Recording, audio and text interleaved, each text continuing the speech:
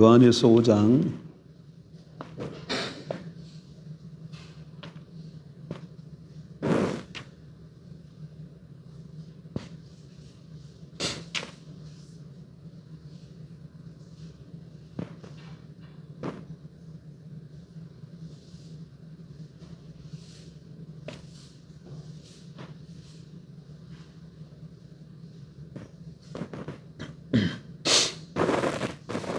요한일서 5장 20절 395페이지 요한일서 5장 20절 한 절 같이 봅니다. 또 아는 것은 하나님의 아들이 이르러 우리에게 지각을 주사 우리로 참된 자를 알게 하신 것과 또한 우리가 참된 자 곧 그의 아들 예수 그리스도 안에 있는 것이니 그는 참 하나님이시요 영생이시라. 아멘.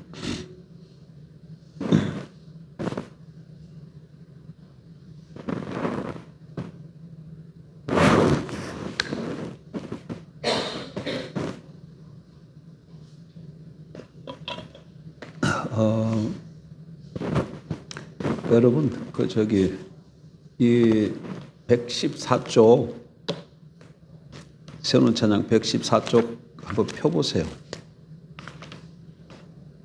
114쪽이 아니고 116쪽 가사 이렇게 좀 보면서 뭐 생각나는 게 뭐가 연상되어서 생각나는 거 없어요? 아버지, 당신의 마음이 있는 곳에 나의 마음이 있기를 원해요. 아버지, 당신의 눈물이 고인 곳에 나의 눈물이 고이길 원해요. 아버지, 당신이 바라보는 영혼에게 나의 두 눈이 향하길 원해요. 아버지, 당신이 울고 있는 어두운 땅에 나의 두 발이 향하길 원해요. 나의 마음이 아버지의 마음 알아 내 모든 뜻 아버지의 뜻이 될 수 있기를. 나의 온몸이 아버지의 마음 알아 내 모든 삶 당신의 삶 되기를. 뭐 이거 보면서 같이 좀 연상되어지는 게 없습니까?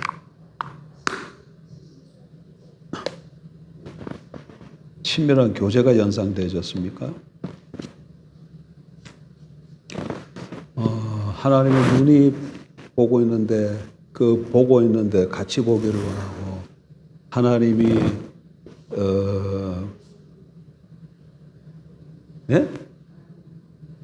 바라보는 곳에 같이 보기를 원하고 그러고 있잖아요.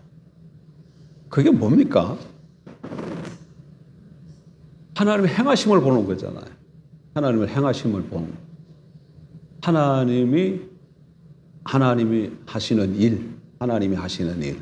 그러니까 하나님이 하시는 일, 아버지가 하는 일, 그걸 함께 보기를 원하고 온 삶으로 동참하기를 원한다. 뭐 거기에는 동참하기를 원한다 그런 내용은 없지만 그런 가사를 쭉 보면은 그 하나님이 하시는 그 모든 일들을 같이 보기를 원한다. 그 다음 의미는 같이 내포되어 있는데 그 일에 온 삶으로 동참하기 원한다.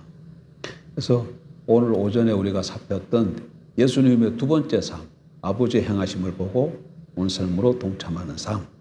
그 삶의 가사가 저는 이렇게 찬양하면서 이렇게 같이 연상이 되어졌습니다. 제가 며칠 전에 목사님들 이 단톡방이 하나 있어요. 우리 안산에는 그 통신 출신 목회자들만 모이는 안산 단톡방이 하나 있어요. 근데 거기에 하나 이제 카톡이 하나 올라왔는데 무슨 내용이냐면 꽃길만 걸으시기를 바랍니다. 이런 요즘 수습되고 그러면 이런 카톡에 풍성을 한가히 되길 원합니다. 그런 거 올리잖아요. 그러면서 목사님들 꽃길만 걷기를 바랍니다 하고 이렇게 무슨 꽃길 그림 있으면서 이런 카톡이 하나 올라왔더라고요. 그걸 보면서 제 마음이 두 가지 마음이 들었어요. 두 가지. 두 가지 마음이라기보다도 두 가지 생각이 들어서 목사들도 너나 나나 할 것 없이 다 똑같이 꽃길만 걷기를 원하는구나. 그리고 또 하나는 이분이 목사인데 특별히 그 그리스도인이라면 우리의 가는 길은 무슨 길입니까? 좁은 길이고 또한 다르게 표현하면 주님 가신 길이고 주님 가신 길은 고난이고 십자가의 길이죠. 가시밭길이고 꽃길 아닙니다, 여러분. 근데 꽃길만 걷기를 원하는구나. 그래서 조금 좀 그랬어요. 그러면서 그러면 연상되어지는 게 그리스도인들에게 그러면 꽃길은 무엇일까? 그리스도인들에게 있어서 꽃길은 무엇일까? 그런 생각을 하면서 오후에 오늘 좀 이 말씀을 같이 좀 나눠야 되겠다는 그런 생각이 들었습니다. 그리스도인들에게 꽃길이 있습니다, 여러분. 성경이 제시하는 꽃길. 성경 전체를 이렇게 살펴보면 꽃길이 세 가지로 나타나요. 꽃길이라는 게 뭡니까? 다르게 표현해 보면, 예? 샬롬. 꽃길이라는 것은 어떤 상징적인 의미를 갖고 있잖아요. 성경적으로 표현하면은 뭐 샬롬이라고도 말할 수도 있고, 그게 세 가지 그림으로 나타나는 거죠. 성경. 하나는 태초에 에덴의 삶. 아담 하와가 타락하기 전 에덴의 삶. 그 이후에 하나님께서 애굽에서 종살이하던 이스라엘 백성들을 출애굽시켜서 시내산에서 언약 맺고 그들에게 허락하신 가나안의 삶. 가나안의 삶 하면 가나안 하면 항상 앞에 붙는 수식어가 있죠. 뭐가 붙어요? 젖과 꿀이 흐르는 땅, 광활하고 아름다운 땅. 이게 항상 붙잖아요. 광활하고 아름다운 땅은 좀 덜 붙고 그 앞 젖과 꿀이 흐르는 땅은 그건 뭐 자주 붙는 수식어잖아요. 젖과 꿀이 흐르는 땅. 가나안의 삶이죠. 그리고 또 하나는 뭐냐면 새하늘과 새 땅의 삶이에요. 새하늘과 새 땅의 삶. 그리스도인들에게는 이게 꽃길입니다. 여러분 꽃길을 다른 데서 찾으려면 근데 이게 다 타락하기 전에 아담과 하에게 주셨던 에덴 누가 주셨나요? 하나님 주셨고 애굽에서 종살이하던 이스라엘 백성들을 출애굽시켜서 젖과 꿀이 흐르는 가나안 땅 누가 주셨습니까? 하나님이 주셨고 또 새하늘과 새 땅이 펼쳐지는 그 신천지지 누가 주십니까? 하나님이 주셔요. 그래서 결국은 이 꽃길은 하나님과 떨어져서 생각할 수 없다는 거. 그리고 실질적으로 우리 삶 속에 나타나는 것이 성경에서 나타나는 것은 에덴과 가나안과 새하늘과 새 땅으로 나타난다. 그 얘기예요. 새하늘과 새 땅으로 나타난다. 그 얘기예요. 그러면 우리는 어떻게 돼요? 우리는 지금 태초에 사는 것도 아니고 지금 구약 이스라엘 백성들처럼 출애굽 이후에 그 땅에 살지도 않고 신천신지는 아직 앞으로 다시 미래에 올 일이고 우리는 지금 그 사이에 끼어 있잖아요. 그럼 우리는 뭐예요? 우리는 없는가요? 에덴, 가나안, 신천신지로 나타나는 이 꽃길을 성경은 다른 말로 표현을 합니다. 또 다르게 뭘로 표현되어져요? 예? 뭐라고요? 성령과 동행하는 삶.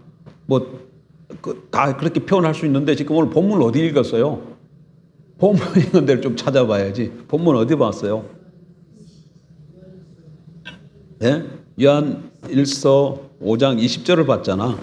그래, 거기를 한번 봐야죠. 또 아는 것은 하나님의 아들이 이르러 우리에게 지각을 주사 우리로 참된 자를 알게 하신 것과 또한 우리가 참된 자 그의 아들 예수 그리스도 안에 있는 것이니 그는 참 하나님이시요 영생이시라. 이렇게 표현하고 있어요. 이렇게 말하고 있어요. 그래서 에덴의 삶이나 가나안의 삶이나 신천지의 삶은 다르게 표현하면 영생입니다. 그게 뭐라고요? 영생이에요. 영생이에요. 그럼 오늘 우리랑도 결부가 되어지는 것이죠. 오늘 우리는 그 영생이 어디 있습니까? 본문 보세요. 본문이 지금 뭐라고 얘기하고 있어요? 예? 그리스도 안에 있다 그러잖아요. 그러니까 태초에 아담이 꽃길을 걷고 싶으면 에덴 동산 안에 있어야 돼요. 이스라엘 백성들이 꽃길을 걷고 싶으면 어디 있어야 돼? 가나안에 있어야 돼요. 앞으로 장차 참 이스라엘이 꽃길을 걷고 싶으면 참 이스라엘은 교회죠. 신천 신지에 있어야 되는데 그럼 지금 우리들은 어디에 있어야 됩니까? 예수 그리스도 안에 있어야 돼. 예수 그리스도를 떠나서는 꽃길을 걸을 수가 없습니다. 예수 그리스도 안에 있어야 예수 그리스도 안에 영생이 있기 때문에 예수 그리스도 안에 있어야 돼요. 예수 그리스도 안에 있어야. 여러분 그런 거 한번 좀 보십시오. 예수 그리스도 안에 있는지 내가 예수 그리스도 밖에 있는지. 그러니까 예수 그리스도 안에 있다, 예수 그리스도 밖에 있다, 예수 그리스도 밖에 있다. 그 얘기는 일단 이방인들을 두고 하는 얘기죠. 그러니까 이방인들에게 있어서는 진정한 꽃길은 없습니다. 그 사람들에게는 참 하나님이 주시는 진정한 꽃길은 없어요. 찰나적이고 세상적인 그런 어떤 우리 마음을 유혹하는 순간적인 그런 어떤 기쁨과 쾌락이 있을지 모르지만 그렇게 마음속 깊은 곳으로부터 우러나는 정말 모든 삶 가운데 부족함이 없는 그런 꽃길, 그것은 그 영생은 그리스도 안에 있는 자에게만 주어집니다. 그럼 보십시다. 근데 오늘 식으로 표현하면 아담도 그러니까 지금 현대식으로 버전으로 번역하면 아담도 타락하기 전에는 그리스도 안에 있었잖아요. 출애굽한 이스라엘 백성들도 오늘 식으로 표현하면 그리스도 안에 있었잖아요. 또 신천신지에 들어갈 참 이스라엘 교회도 그리스도 안에 있잖아요. 그런데 아담이 에덴을 잃었어요. 이스라엘도 가나안에 들어갔다가 가나안을 잃어버렸어요. 물론 신천신지에 속한 사람들은 더 이상 신천신지 일들어 보지는 않겠지만 그건 미래의 사건이고 그러면 오늘 우리도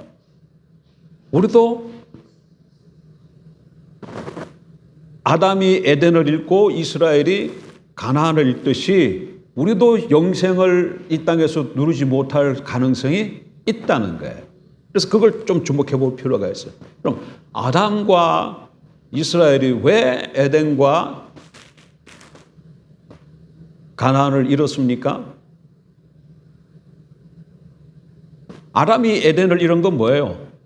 하나님께서 동산 중앙에 있는 선하게 알게 하는 나무를 따먹지 말라. 따먹지 말라. 그 얘기 한 거죠. 그러니까 선악과를 따먹음으로 에덴에서 쫓겨났어요. 여러분 보면 원리는 늘 똑같습니다. 그런데 선악과는 뭘 나타낸다 그랬어요?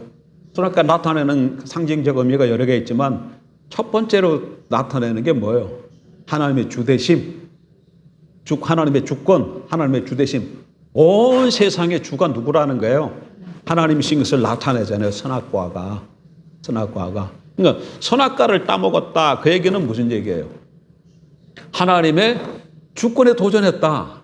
하나님이 더 이상 아담에게는 주가 되지 못함. 이거잖아요.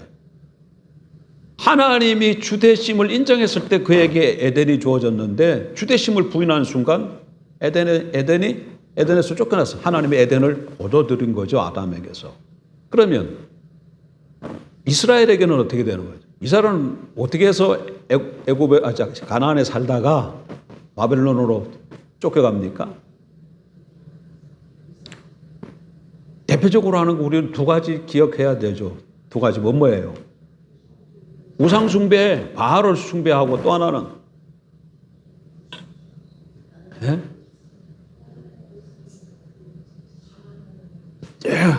박수 한번 쳐드렸어요. 훌륭해 권사님. 나이도 제일 많으신데 그것 팍 머리가 바뀌어가지고 있어가지고 너무 훌륭해. 바알 우상 숭배한다는 건 다 잘 알아요. 근데 이스라엘이 바알만 숭배하는 것이 아니라 또 전쟁이 발발하게 되면 자꾸 누굴 찾아요? 강대국을 찾아. 강대국을 의지해요. 강대국을. 그래서 때로는 뭐 아수르가 쳐들어올라 그러니까 애굽의 도움을 청하기도 하고, 또 뭐 여러 가지 그 사건들 많잖아요. 그거 보고 하나님 결국 그게 무슨 얘기입니까? 바알을 숭배하고 강대국을 찾는 것은 그건 무슨 얘기냐면 하나님이 이스라엘 백성들에게 준 게 뭐죠? 하나님 시내산에서 그들과 하나님 언약을 맺고 그들에게 준 것이 율법인데 그 율법을 어겼다는 얘기예요. 근데 율법은 613가지 계명으로 되어 있는데 그것을 탁 엑기스로 짜면 10개가 짜져 나오잖아요. 10개. 그 10개가 뭐예요? 10계명이죠. 10계명 중에서도 가장 중요한 계명이 뭐예요? 1계명이에요. 1계명. 그러니까 1계명에서 10계명으로 다시 613개의 계명으로 퍼져나갔다고 생각하면 돼요. 그러니까 613가지 이 성문 율법을 X로 쫙 꾹 짜면 한 개로 나온다면 뭘로 나온다고요? 1계명으로 나와요. 1계명이 제일 중요해요. 1계명 뭡니까? 나 외에는 다른 신을 내게 두지 말지니라. 이거 하고 선악과 따먹지 말라. 이거 하고 달라요, 같아요? 똑같아요. 똑같아요. 선악과 따먹지 말라. 내가 너의 주인이라. 그 얘기나 나 외에는 다른 신을 내게 두지 말라. 그 말이나 같은 의미잖아요. 나만 너의 주 하나님이니라. 그 말이잖아요. 에덴에서 아담이 에덴을 잃어버린 것이 선악과 따먹음으로 하나님의 주되심을 부인함으로 에덴에서 쫓겨났는데 이스라엘도 맨 마찬가지로 바알을 섬기고 강대국을 숭배함으로 하나님의 1계명 주되심을 그들이 스스로 거부해버린 것이죠. 거부한 것이죠.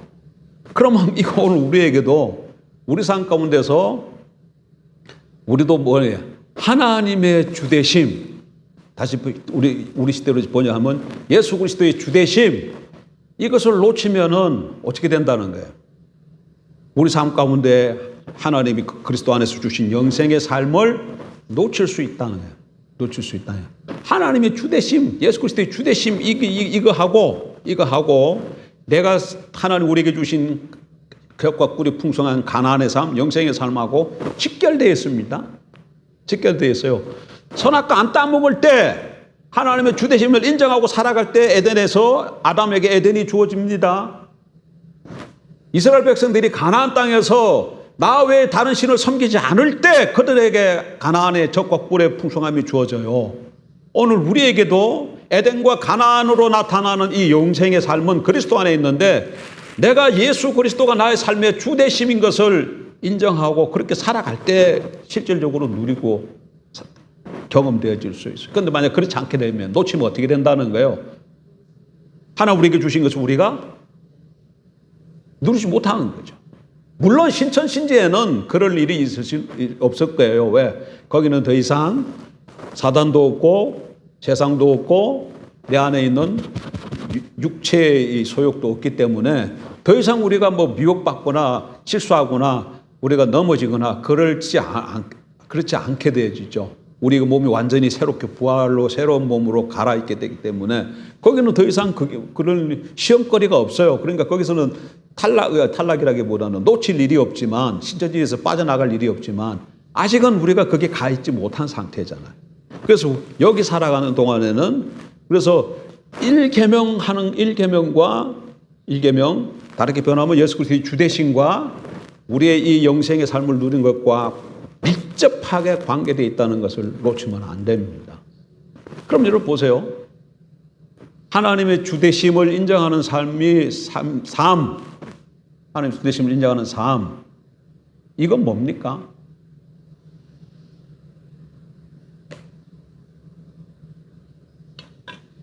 뭐가 하나님의 주되심을 인정하며 산다. 그 얘기는 무슨 얘기예요? 좀 벗어야 되겠습니다.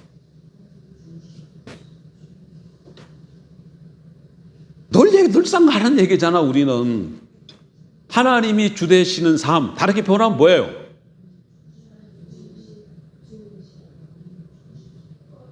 하나님 중심이죠. 하나님 중심.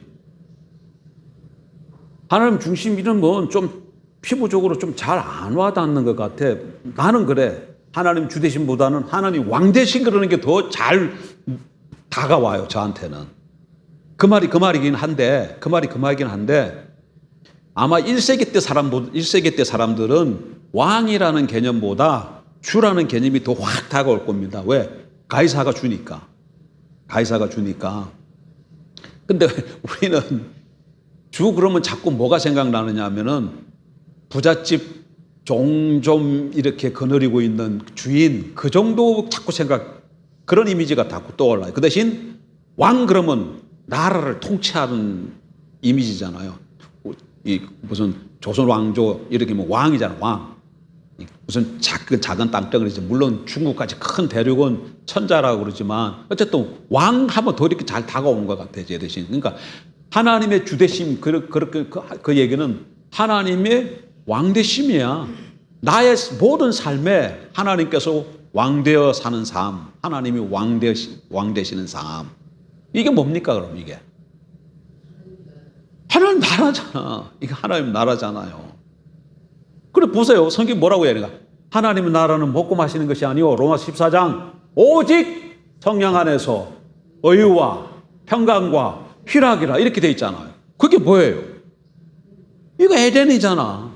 이거 가나안이잖아요. 아까 전에 그분 목사님 말한 것처럼 꽃길이잖아요. 의와 평강과 희락이라. 목사님 거기 돈이 없잖아요. 돈이 없잖아요. 돈. 거기 하나님 나라에 희락, 의와 평강과 의라는 개념이 뭡니까 여러분?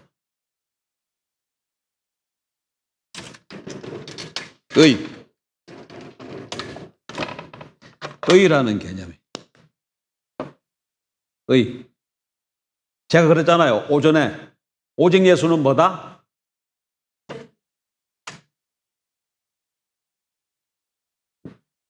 오직 예수. 이렇게 했더니 좀 거부감을 일으키는 사람들이 좀 있는 것 같더라고. 오직 예수 그러니까 너무 좀 본질적이고 원색적이라서 이 거부감을 갖는 사람들도 있다고요. 갖는 사람들 들어좀 있다고. 근데 여러분 이게 진짜예요. 이것이 전부입니다. 근데 이게 다른 말은 제가 뭐라 그랬다고요? 의생의사라 그랬잖아요. 의생의사. 이 의가 이 의자에 한자로 했잖아요. 요게 뭐라 그랬습니까? 요게 양이라 그랬잖아요. 양양자. 밑에 거 요거는 나아자. 나아 한자로 이게 양이고 나가 양 밑에 있는 게 의야. 사람이 나가 뭐 밑에 있다고요? 양 밑에 있는 것이 뭐라고요? 의야, 의. 그 양이 뭐예요, 그럼 양? 어린 양이신 예수 그리스도. 어린 양이신 예수 그리스도. 어린 양이신 예수 그리스도 아래에 있을 때 그게 의라는 거예요. 한자 업도풀이를 이렇게 얘기해야 돼요. 예. 그러니까 이 얘기는 무슨 얘기냐면 이런 식으로 설명하면 오직 예수 안에서 살고 오직 예수 안에서 죽자 그 얘기잖아. 오직 예수 아래서 살고 오직 예수 아래서 죽자 그 얘기잖아요. 그 얘기는 사나 죽거나 오직 예수 그 말 아니에요. 그런데 이건 지금 한자로 풀이한 거지만 원래 성경에서 의라는 개념은 이거는 무슨 개념이라고요? 언약적 개념이야. 뭐라고요? 언약적 개념이에요. 언약적 개념이에요. 언약적 개념. 이것도 설명 여러 번 했습니다. 제가.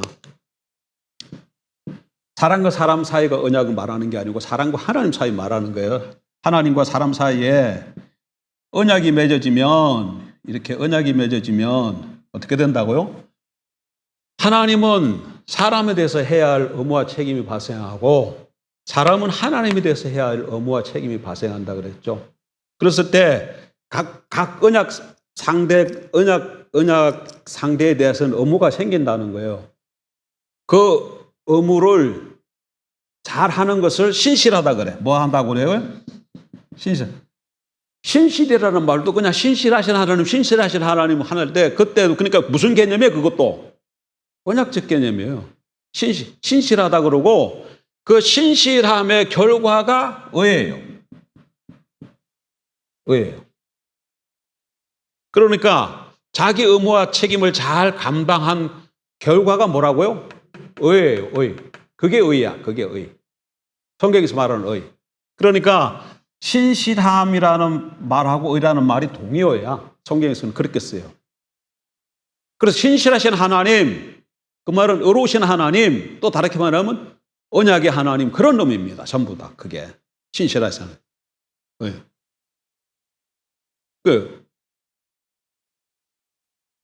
그러니까 그러니까 이게 의가 신실함이라는 개념이기 때문에 잡으세요. 그러면 내가 하나님 앞에 뭐 하다는 거예요? 신실하다는 거잖아. 신실하다는 거잖아요. 신실하면 하나님과의 관계가 어떻게 될까요? 유지가 되는 거죠. 언약 관계가 계속 유지가 되는 거죠. 불의하게 되면 어떻게 돼요? 신실하지 못하면 불의하게 되어지고, 불의하게 되면 어떻게 돼요? 이 관계가 깨지는 거예요. 그 관계가 안 깨지고 언약 관계가 유지되면 어떻게 돼요?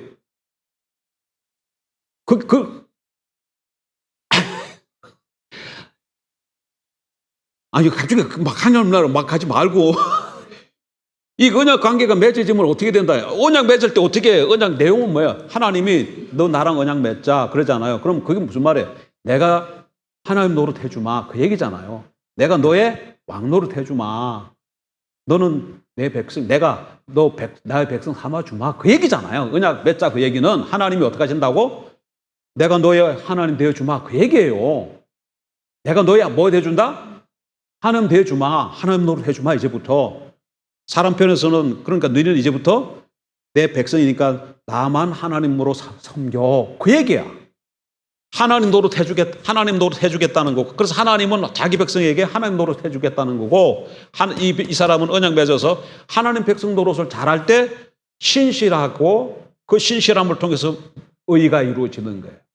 근데 여기 신실하다. 이 사람이 의를 행하고 있다. 그럼 이 관계가 유지되고 있다는 거잖아요. 그럼 무슨 얘기예요? 하나님이 그 사람에게 뭐 해준다고 하고 있다는 거예요? 왕 노릇 해주신다는 얘기잖아요. 그 사람에게 대해서 뭐 하고 있다 해주신다고?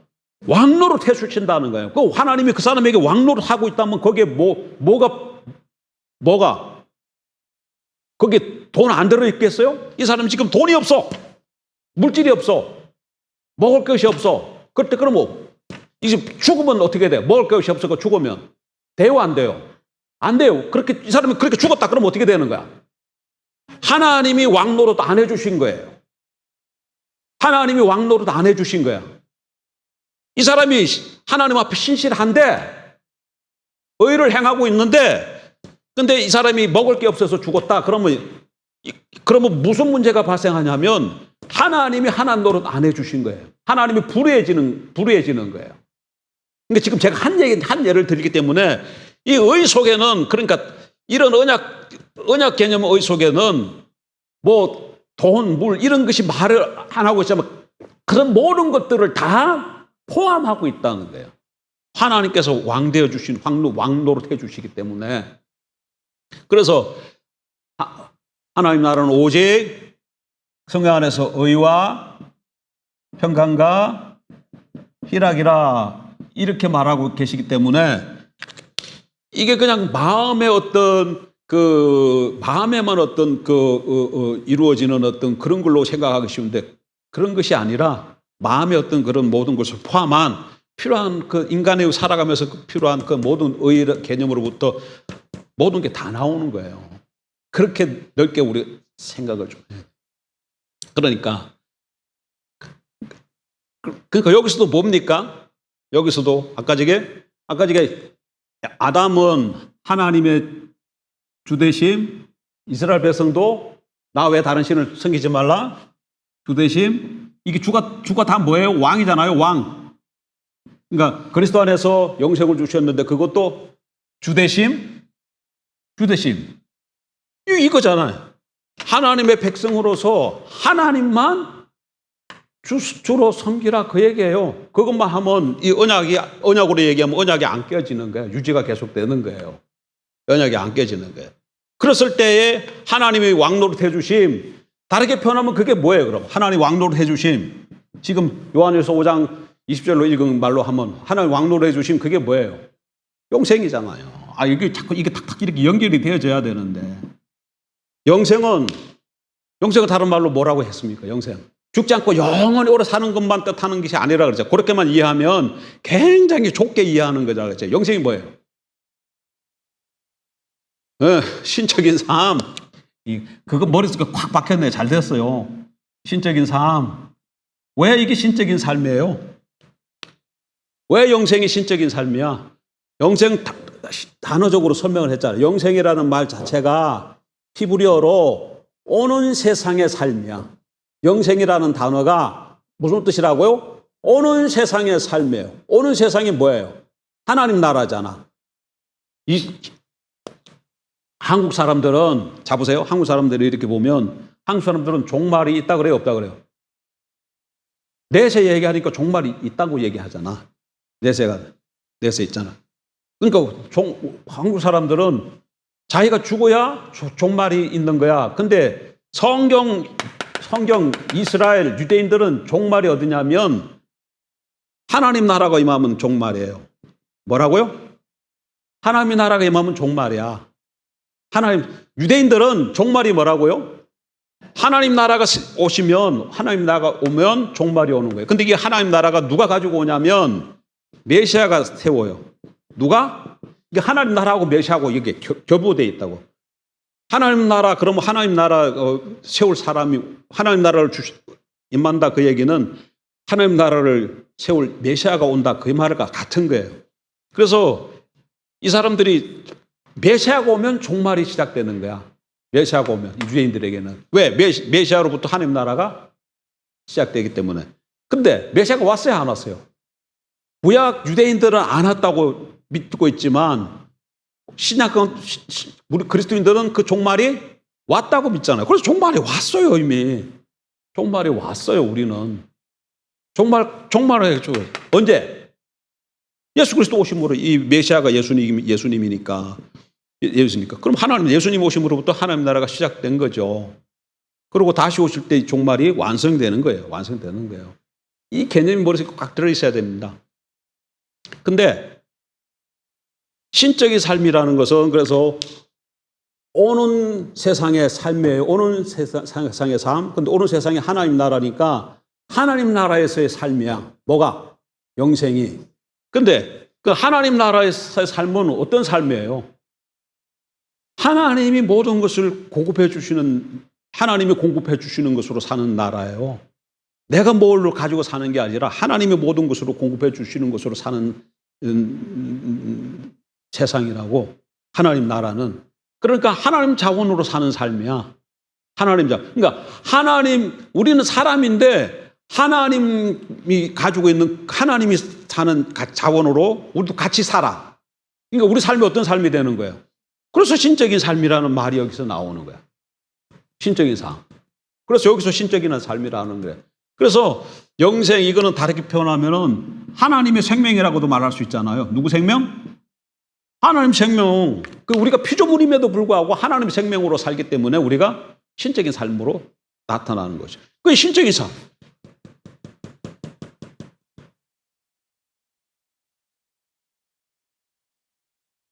그런데 이 신적인 삶이 뭐랑 결부되어지는 거예요, 지금?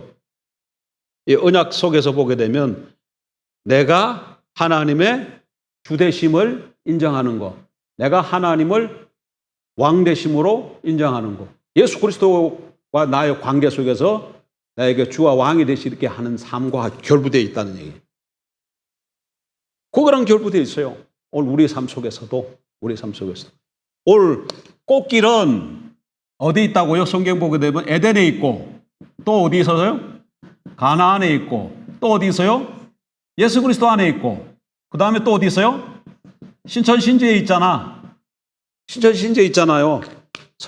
꽃길은 성경적으로 볼 때 에덴에 있고, 가나안에 있고, 신천신지에 있고, 그리스도 안에, 예수 그리스도 안에 있어요. 근데 이게 다 어떻게 할 때 이게 주어져?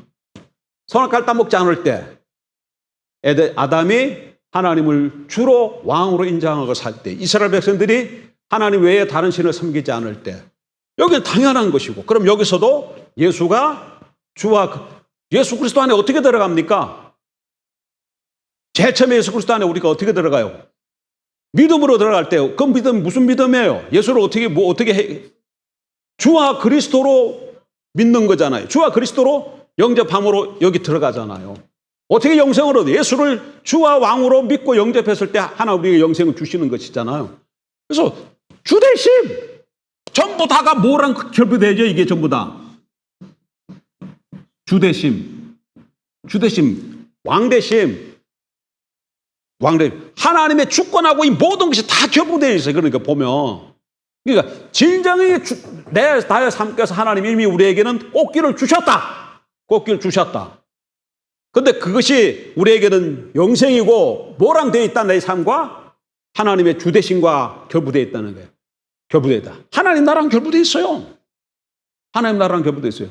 그러니까 나의 모든 삶 가운데 예수 그리스도가 왕 되시는 삶, 이 삶을 살 때 우리 삶이 꽃길을 걷게 될 줄 믿습니다. 그러나 이거 하나만 놓치면 안 되면, 여기서는 꽃길만 걷게 돼. 근데 여기서는 꽃길을 걷는 것과 동시에 뭐가 같이 온다? 십자가 같이 있다는 걸 놓치면 안 돼. 꽃길만 걷게 되질 않아요. 왜? 우리가 꽃길을 걷는 것을 가만 사다 마이가 있는데 그거 보고 가만히 있겠어요? 왜 가만 안 있겠을까? 뭐 샘 나가지고? 우리의 꽃길 걷는 것과 마귀하고 관련이 있어요. 뭐가 관련이 있어요? 예? 우리가 꽃길을 걸으면 어떻게 돼요? 마귀는.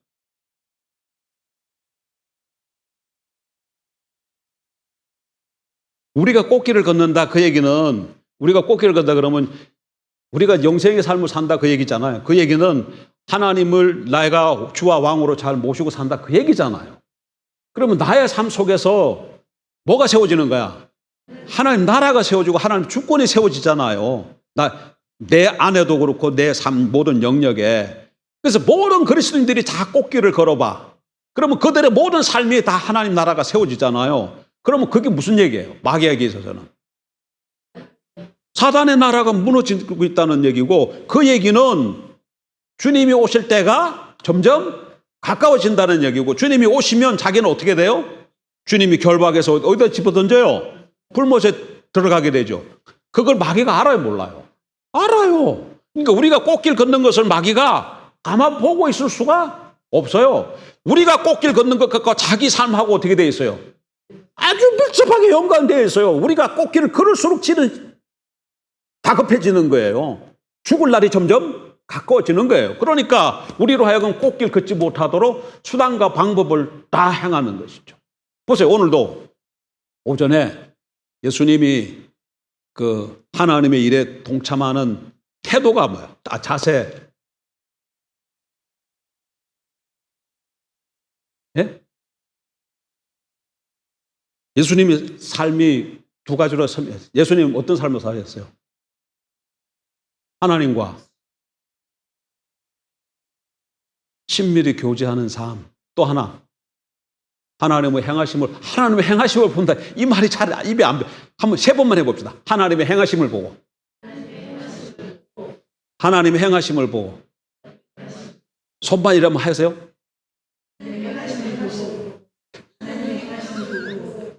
이게 입에 좀 붙어. 이게 좀 붙어야 돼. 하나님의 행하심을 보고. 하나님의 행하심을 본다는 건 무슨 일이라고? 하나님의 일, 아버지의 일을 보고, 아버지가 무슨 일을 하시는가 보고, 하나님의 일, 아버지의 일. 우리 아버지가 지금 일하신다니까. 아버지가 일하니까 나도 일하니까. 아버지가 지금 일하고 계신다니까요. 그러면 자녀가 그 아버지가 일했는데 막 이렇게 지금 만들어 뚝딱뚝딱 하는데 아버지 열심히 혼자 일해요. 그러는 자녀는 좀 세상의 자녀들을 우린 좀 그러지. 근데 효자는 어떻게 해? 아버지 제가 좀 도와드릴 일이 없을까요? 그러잖아요. 그 아버지 하는 일을 봐야 아버지 일을 좀 도와줄 수 있잖아요. 아버지 일을 봐야 아버지 일을 도울 수 있잖아요. 그 일이 뭐야? 그게 사역이에요. 그게 사역이라고. 다른 게 사역이 아니라. 내가 아버지 일을 위해서 이렇게 하겠다. 그게 사역이 아니고 아버지가 지금 하시는 일인데 그 일을 내가 돕는 게 사역이에요. 아버지의 일.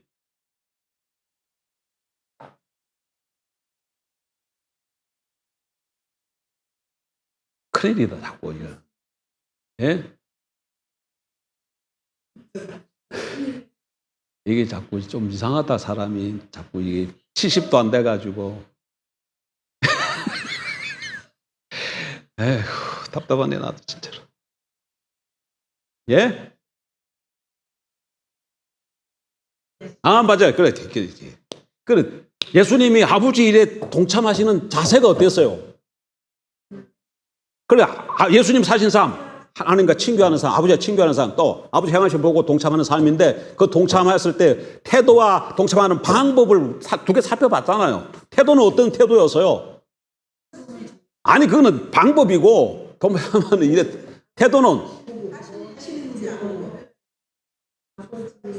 아니, 그 방법이고 태도, 동참하는 태도, 어떤 택과 지불이 있다 할지라도 마다하지 않고. 아니, 베데스다 얘기했잖아요. 베데스다에서 아버지가 그 안식일 날 병자 고치는 그 일을 보고, 아, 이게 아버지가 저 일 하시는 그래서 자기가 가서 병자 고치잖아요. 그러면 그 안식일을 병 고치면 어떻게 돼요? 유대인들이 안식일 범했다고 해서 오해하고 핍박하고 대적하잖아요. 알아요, 몰라요? 뻔히 알면서도 불구하고 그게 아버지 일이기 때문에 하셨다니까. 그러니까 대가 지불을 감수하는 자세로 그 일을 하시는 거잖아요. 마찬가지예요. 오늘 꽃길을 걸으면 하나님께 영광이 되어져요. 우리가 하나님의 주되심을 인정하고 그렇게 살기 때문에 하나님 그렇게 기뻐하셔서 우리에게 영생의 삶을 주셔야 하나님 기뻐하시고, 하나님도 기뻐하시고 우리에게 영생의 삶이 주어져요. 의와 평강과 희락이 우리 삶 가운데 넘칠 겁니다. 그와 동시에 사다마이가 절대 가만히 있질 않아요. 우리에게 핍박이 오고 대적을 하기도 하고 한다고. 대가 지불이 반드시 각오해야 돼. 신앙생활을 내가 바로 하면 반드시 뭐가 나에게 따른다? 대가 지불이 있습니다, 여러분. 대가 지불, 십자가의 길, 그거를 생각 안 하면 신앙생활 못 해요. 그러니까 대가 지불이 없다. 그거 스티그라고 그래. 스티그마라 그래. 스티그마에 이걸 안 하려고 하면 신앙생활 하는 게 아닙니다, 여러분. 내가 올바르게 신앙생활 하면 반드시 대가가 따른다고. 꽃길이 있어요. 없는 게 아니라 있어요. 이 세상 한동안에도 꽃길이 있지만 또 뭐가 있다? 스티그마, 대가 지불이 반드시 있다는 게. 다르게 표현하면 십자가의 고난, 바울이 그러대. 주님의 고난을 내 몸에 채운다고 그러잖아요. 자, 내 주님의 고난을 내 몸에 채운. 그런 것처럼 우리에게도 그게 있어요. 그러니까 우리에게는 꽃길만 없어. 뭐가 없다고? 없어요. 그러니까 이게 진리입니다. 그러니까 결단해야 돼. 아, 꽃길만 없구나. 때로는 내가 십자가와 고난도 받아야 되는구나. 그럼 나 십자가 고난 너무 힘들다. 예수 그러면 안 믿어야 되겠다. 그거 결정해야 돼, 그거 결정해야 됩니다. 진짜입니다. 근데 자꾸 오늘날 교회는 뭘 얘기냐면 자꾸 꽃길만 얘기해. 진짜 진짜 가면 꽃길 있는 거 알아요. 근데 지금은 꽃길만 있는 게 아니야. 예수님 따라가면 뭐도 온다? 꽃길도 있지만 영생도 주어주지만 뭐도 같이 온다? 이것도 같이 와요. 같이 온다니까. 근데 내 삶 속에 전혀 나는 그냥 영생도 잘 모르겠고, 그렇다고 내가 이 세상에서도 그렇게 뭐 험한 꼴 당하지도 않고 어떤 뭐 핍박받고 그런 것도 없다. 그런 내 삶은 그냥 이렇게 너무 다 이렇게 잔잔한 바다처럼 그렇다. 그럼 그건 뭐예요? 그리스도 밖에 있는 겁니다. 뭐라고요? 그리스도 밖에 있는 거야. 그리스도 밖에 있어요. 그리스도 안에 있으면 반드시 누구의 공격 대상이다고요? 사단의 공격 대상이에요. 내가 그리스도 안에 있으면 하나님의 주권이 세워지고, 하나님의 주권이 세워지면 하나님 나라가 확장이 되어지고, 하나님 확장이 되어지면 끝이 오고, 끝이 오면 주님이 오시고, 주님이 오시면 사단마귀가 결박해서 불못에 던져 넣기 때문에 사단이 가만히 있지를 않네. 근데 모든 교회가 다 이런 거 없이 그냥 네 죽고 나 죽고 그냥 이렇게 다 하면 사단은 어떻게 해요? 우리가 예배 드리는 거 방해할까? 방해 안 해요. 뭐 이렇게 모여서 우리끼리 좋아하는 거 방해 그렇게 잘해. 하나님의 주대심만 세워지지 않으면 사단은 그냥 다 허용해. 다 허락해. 그거하고 뭐하고 결부되어 있기 때문에 자기의 마귀의 뭐라 그럴까? 마귀의 일생하고 자기의 삶하고 이게 결부되어 있기 때문에 그리스도인들이 하나님의 주권과 관심만 없으면 그냥 다 허용이에요. 다 허용이야. 근데 이게 정신을 똑바로 차고 이게 하나님의 주대심과 왕권에 눈을 띄고 그래서 하나님의 모든 삶 가운데 하나님을 주되시게 하는 삶, 왕되게 하는 삶 이렇게 돌아가기 시작하면 이게 다양하게 나타나는 겁니다. 하나님의 왕되게 하는 삶이 이웃을 섬기는 것으로 전도하는 것으로 또 때로는 내가 손해보는 것으로 또 어떤 경우에는 또 뭐 여러 가지 삶의 다양한 형태로 나타나는 것이죠. 예. 그렇게 해서 정신을 차리고 그렇게 살게 되면 사단 마귀가 절대 가만두지 않는다. 사단 마귀가 절대 가만두지 않아. 그러나 이거를 이길 수 있도록 하나님 또 넉넉히 힘을 주신다. 이게 같이. 그러나 하나님이 더 세기 때문에 이걸 넉넉하게 이길 수 있다. 너무 걱정할 필요는 없다. 그러나 조금이라도 이거 하고 싶지 않다. 그러면 예수 안 믿어야 돼요. 그러면 무엇도 없는 거예요. 영생도 없는 거예요.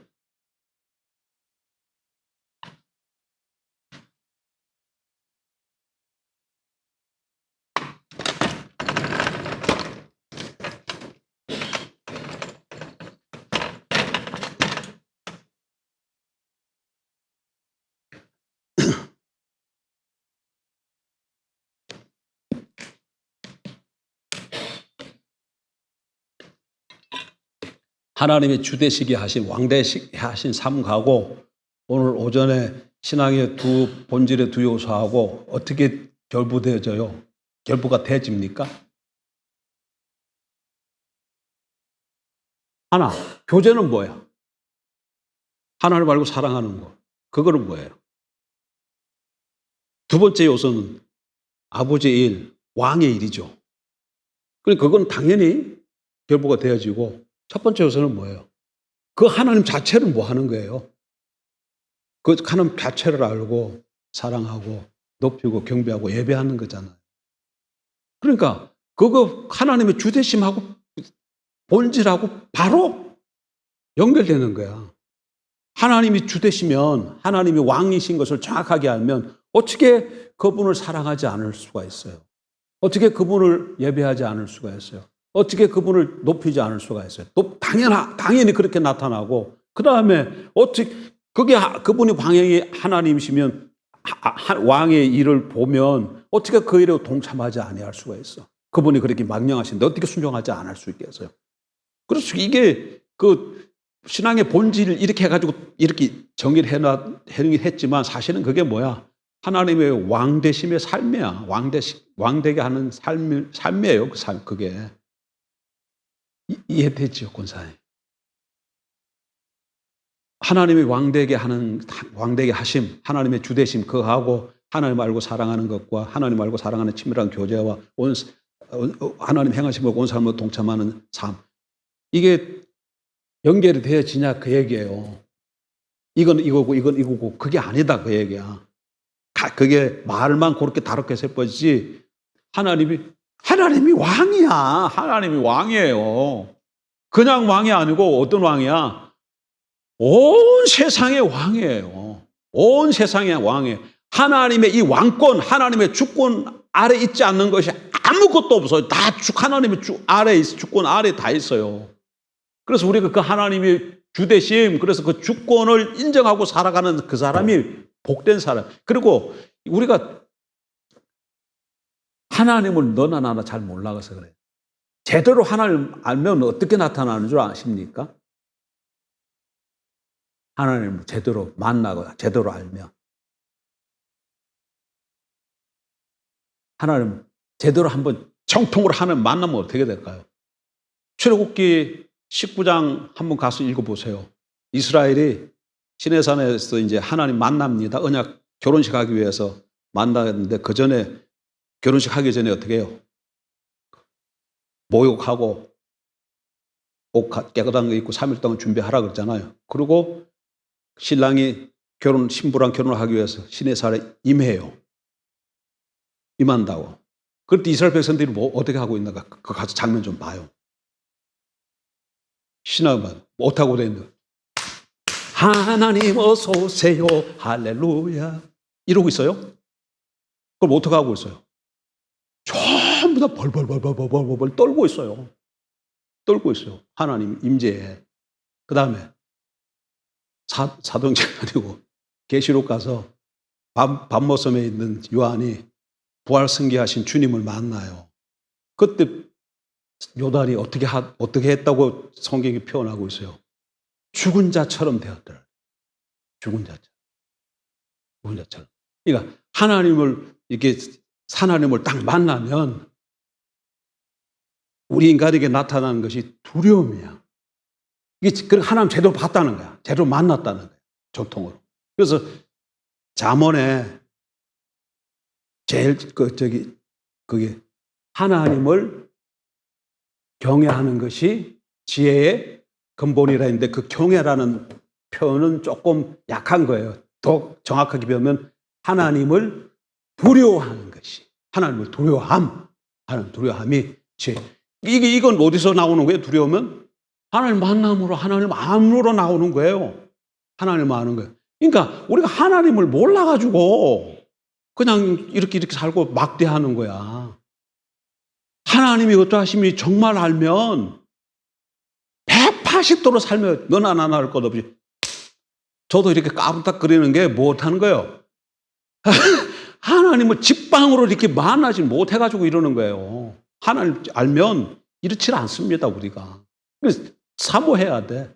사모하고. 그래서 그렇게 돼줘야 나 이 찬양이 너무 좋아. 말씀 앞에서 두려워 떠는 자. 이게 뭔지 압니까, 여러분?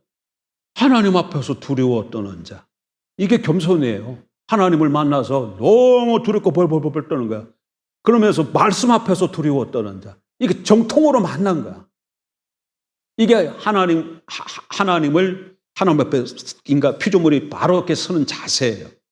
그래야 하나님을 높이고 겸비하게 되어지고 그 하나님이 크고 위대하신 말을 알아서 그 일에 동참하는 것이 생명인 줄 알고 자기 생명 아까워하지 않고 그 일에 100가지 부를 감당하고 뛰어들게 되는 거죠. 좋으신 하나님,